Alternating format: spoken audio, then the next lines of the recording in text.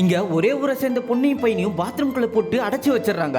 ஆக்சுவலா கொஞ்ச நாளைக்கு முன்னாடி அதே ஊர்ல இருக்க டைலரு தோப்பு பக்கமா யூரின் போகும்போது அங்க ஒரு பொண்ணும் அதே ஊர்ல இருக்க ரைஸ் மில் ஓனரும் முத்தம் கொடுத்துட்டு இருக்கிறத தெரியாதனமா பாத்துறாரு. இருட்டுல அந்த பொண்ணோட ஃபேஸ சரியா பார்க்காம கண்டிப்பா அந்த வீட்டுல இருக்க மூத்த மருமக லதா தான், ஏன்னா அவன் என்கிட்ட தான் துணி தைக்க வருவா, சோ அவளோட உடம்பு சைஸ் எனக்கு நல்லாவே தெரியும், அதை வச்சுதான் சொல்றேன்னு பக்கத்துல இருக்கவன்ட்ட சொல்லிட்டு இருப்பான். சோ மறுநாள் அந்த டைலர் இவங்க சந்தேகப்படுற பொண்ணோட குழந்தைனுக்கு கால் பண்ணி உங்க அன்னிக்காரி ரைஸ் மில் காரனோட கள்ள தொடர்புல இருக்கான்னு இருட்டுல பத்ததை வச்சு சொல்லிடுறான். இவனும் தன்னோட அண்ணி இப்படிதான் பண்றாங்களான்னு பாக்குறதுக்காக அந்த டைலர் எங்க உட்கார்ந்துட்டானோ அதே இடத்துல போய் மறைஞ்சு உட்கார்ந்துட்டு இருக்கான். பார்த்தா அதே டைமுக்கு அதே இடத்துல பாத்ரூம் பக்கத்தால ஒரு பொண்ணு வந்து நிக்குது.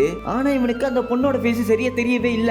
இருந்தாலும் தன்னோட அண்ணியாதான் இருக்குமோன்னு நினைச்சிட்டு இருந்தவன் ரைஸ் மில் ஓனர் எதார்த்தமா பண்ண ஒரு சில விஷயங்களை நேர்ல பார்த்துட்டு இவனையும் கன்ஃபார்ம் பண்ணி அவன் அண்ணன் கிட்ட போய் உன்னோட பொண்டாட்டி நீ ஊர்ல இல்லாத டைம்ல வேற ஒருத்தனை வச்சிருக்காடான்னு சொல்லிடுறான். இதை கிட்ட ஹீரோவோ அவ்வளவு சும்மாவே விடக்கூடாது, கையும் களவும் பிடிக்கணும் சொல்லிட்டு ஃபேமிலியா சேர்ந்து பிளான் போட்டு அவங்க எப்பயும் வர டைமுக்கு கொஞ்சம் முன்னாடி எல்லாரும் வந்து ஒவ்வொரு இடத்துல போய் ஒளிஞ்சுக்கிறாங்க. சோ இப்ப டைம் ஆகிடுது. அந்த ரைஸ் மில் ஓனரும் செவரேதி குதிச்சு அங்க வந்துடுறான். பின்னாடி அந்த பொண்ணு பாத்ரூம் பக்கம் இவனுக்காக வெயிட் பண்ணிட்டு இருக்கா. இப்ப இவங்க ரெண்டு பேரும் மீட் பண்ணி எப்பயும் போல கிஸ் பண்ணிட்டு இருக்கிறத பார்த்த ஹீரோ அங்க உட்காந்து கதறி அழுதுகிட்டு இருக்கான். ஃப்ரெண்ட்ஸ் இதோட பார்ட் 2 வேணும்னா கமெண்ட் பண்ணுங்க.